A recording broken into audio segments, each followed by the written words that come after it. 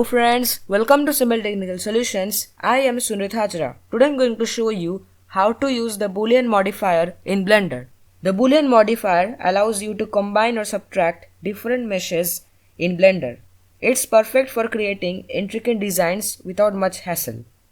There are three main types of Boolean operations: difference, union, and intersection. So let's get started.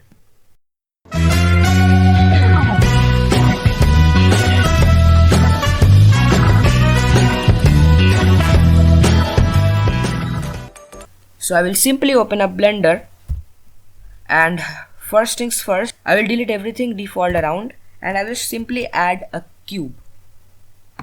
And now we can get started with our Boolean modifier. For adding Boolean modifier to a mesh, we need to first know how it looks. So here's how Boolean modifier actually looks. And in order to achieve something like this, you need to have a mesh that is going to subtract, union, or intersect your cube. So for demonstration purposes, I will simply press Shift plus A and I will add a UV sphere and I will shade it smooth. Now I will just grab it and I will just place it right here. Okay, fine.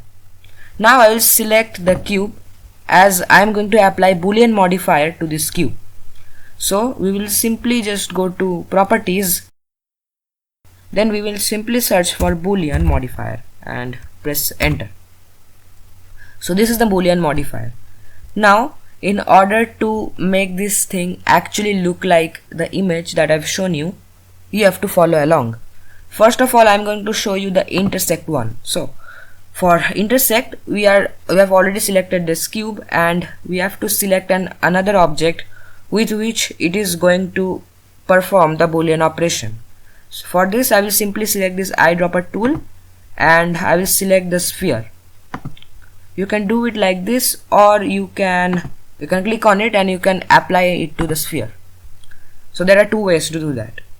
Now if we hide this circle by pressing H, we will be able to see the area that was intersecting between these two meshes, and this is a completely new mesh that we have created from it. And now we will go with the union Boolean, and if we choose the union Boolean, you will see these two meshes will be completely merged up. So here's how union modifier works. And now I will get back to the default one, that is the difference Boolean modifier, and it combines meshes in a subtractive way.